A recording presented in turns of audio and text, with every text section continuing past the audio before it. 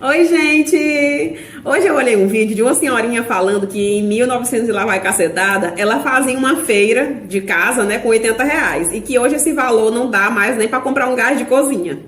Então, eu resolvi vir aqui explicar para os leigos o porquê que os preços das coisas sobem com o passar do tempo, né? E você aí que vive reclamando e procurando um culpado para tudo, assiste esse vídeo até o final.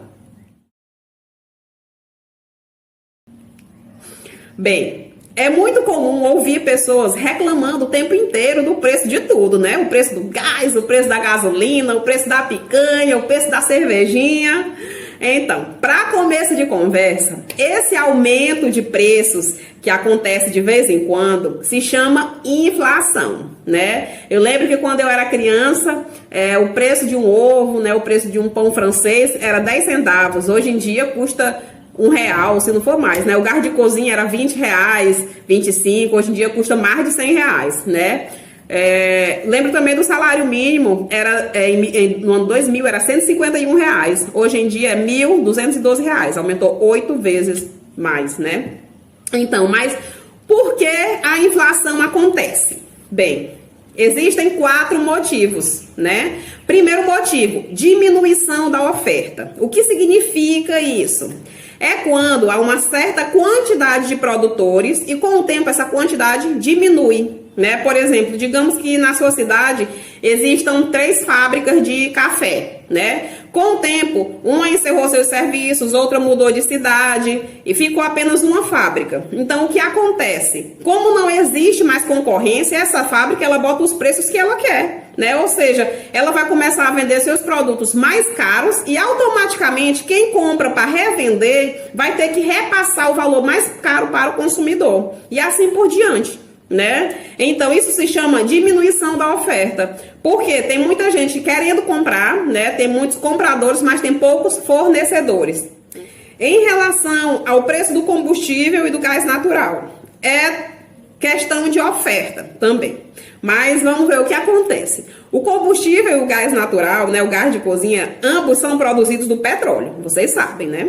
Então, o petróleo, ele é um produto natural e não renovável, ou seja, ele é produzido pela natureza e quando ele é retirado, ele demora centenas de anos para aquela quantidade ser substituída, né? Demora muito tempo para a natureza conseguir refazer, restituir aquilo que foi retirado, né? Então, a velocidade do consumo é muito alta, porém a de produção é baixíssima.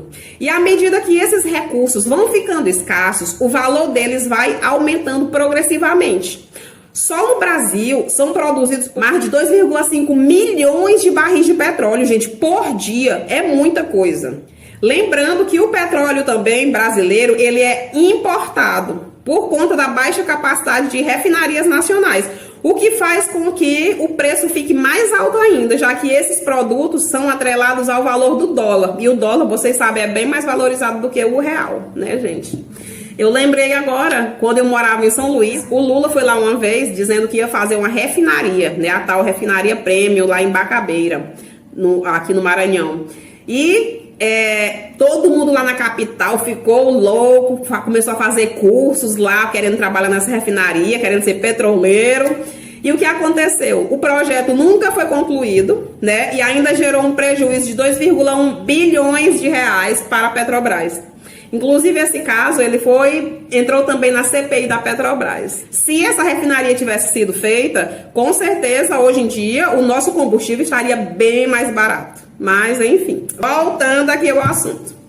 Segundo motivo para o aumento progressivo dos preços é o aumento da demanda. O que é isso? É quando o número de pessoas querendo o mesmo produto aumenta e a quantidade de pessoas vendendo é baixa, né? Por exemplo, agora na pandemia, o que foi que aconteceu? De repente, de uma hora para outra, todo mundo foi atrás de álcool e de máscara, né, de álcool em gel nos supermercados. E o que aconteceu? Os supermercados, como tinha poucos produtos, aumentaram os preços. Um álcool que era R$ 5 foi para 25, 30, 40. Uma caixinha de máscaras que era R$ 5, 6, 3, nem sei quanto era, foi para R$ 30, né? Então, muita procura e pouca oferta, tinha poucos produtos nas prateleiras, então os comerciantes se aproveitaram daquilo para lucrar mais, né, em cima do desespero das pessoas. Isso ocorre também com alguns alimentos, que em algumas épocas do ano diminuem sua produção, né, como frutas, legumes, leite, né, que sua produção ela varia muito de acordo com a época do ano, né. Então, se a demanda por esses produtos aumenta ou permanece a mesma, é inevitável que os preços desses produtos também subam, né? Por exemplo, o peixe. Tem épocas do ano que é muito difícil você encontrar peixe. Então, nessas épocas do ano, onde tem peixe, o preço está elevadíssimo. Então, só compra quem pode mesmo, quem tem muito dinheiro no bolso. O terceiro motivo para o aumento dos preços é a queda da taxa de juros. O que é isso? Quando o governo baixa muito as taxas de juros, né, ou zera a taxa de juros de alguns produtos, como o governo fez muito agora nos últimos anos, há uma grande procura por aquele produto por conta dos baixos preços, né? E isso faz com que voltemos lá para o segundo item, que é elevada demanda. Então, o que acontece? A procura é elevada por aquele mesmo item, os fornecedores aumentam os preços a fim de obterem mais lucros. Ou seja, o governo baixa o preço para ajudar a população, aí vai lá o comerciante e aumenta o preço para poder faturar.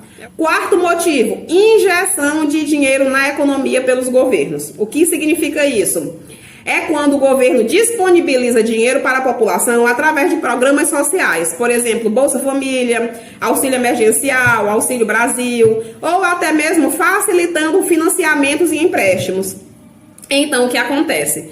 Os grandes fornecedores, quando percebem que tem mais dinheiro em circulação, eles entendem que podem lucrar mais em cima disso e acabam elevando ainda mais os preços dos produtos, fazendo com que tudo aumente de valor, desde o grande produtor, né, até o pequeno comerciante. E isso vale para tudo, gente, até nas faculdades. O que aconteceu agora depois do FIES? Um curso que antigamente era R$300, depois que foi aceito lá o financiamento, os cursos passaram para R$700, R$800. Um curso que era R$500 passou para R$1.000. Um curso que era R$800 passou para R$1.500. A mesma coisa aconteceu com materiais de construção, né? Então, para o governo, às vezes pode ser um tiro no pé tentar ajudar a população através de programas sociais. Porque com a liberação dessa ajuda financeira do governo, o comércio automaticamente aumenta os seus preços. E foi exatamente o que ocorreu no governo Bolsonaro, quando ele aumentou o valor do Bolsa Família, que antes era R$150, ele aumentou para R$600. O que foi que aconteceu? Os empresários triplicaram o valor de tudo. Então, é culpa do governo? Não, o governo tenta ajudar, mas infelizmente os empresários, os comerciários se aproveitam para enriquecer em cima dos outros, em cima da desgraça alheia, né, gente? Então, por que, por exemplo, o governo Lula conseguiu segurar os preços dos produtos baixos durante tanto tempo?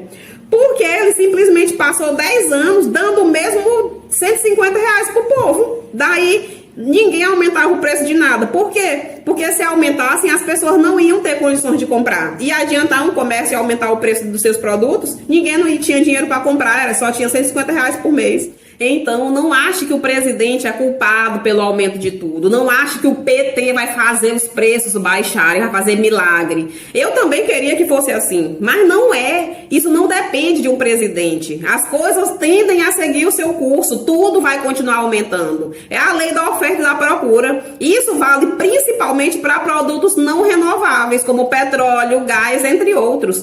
Inclusive, é por isso que estão tentando popularizar o carro elétrico, por isso que existe tantos incentivos para a utilização de energia solar. Quando você fala hoje que antes um quilo de carne era R$20 e hoje é 50, você tem que levar em consideração que antes o salário mínimo era R$300, que antes o auxílio emergencial, o auxílio do governo, era R$150, que a oferta era maior do que a procura e que o dólar era menos valorizado, sabe? Liberar dinheiro para a população não faz com que as pessoas deixem de ter dificuldades financeiras. O governo pode liberar 150, 600, 1.000, R$2.000, as pessoas vão continuar tendo dificuldades financeiras e as pessoas vão continuar reclamando. O que tem que ser feito é aumentar a oferta, aumentar a quantidade de fornecedores. E como isso pode ser feito? Através de incentivos para o pequeno empresário, para aquele que deseja abrir o seu próprio negócio, para que ele saia da categoria de consumidor e vire um fornecedor. Com o aumento da oferta, automaticamente aumenta a concorrência e obrigatoriamente o preço de tudo irá diminuir. Inclusive, o governo tem ótimos programas de apoio ao pequeno empresário, à mulher empresária também. No Sebrae também existem cursos maravilhosos e existe um ótimo acompanhamento para você que quer abrir o seu próprio negócio. Eu, particularmente, sou uma grande incentivadora do empreendedorismo. Eu acredito que as pessoas não nasceram para ser escravas do governo. Ninguém nasceu para ser escrava de outros empresários. Você aí que reclama tanto dos preços de tudo, saia desse lugar de perdedor e seja um empreendedor. É disso que o Brasil precisa, de pessoas que ajudem o país a crescer. Pense nisso.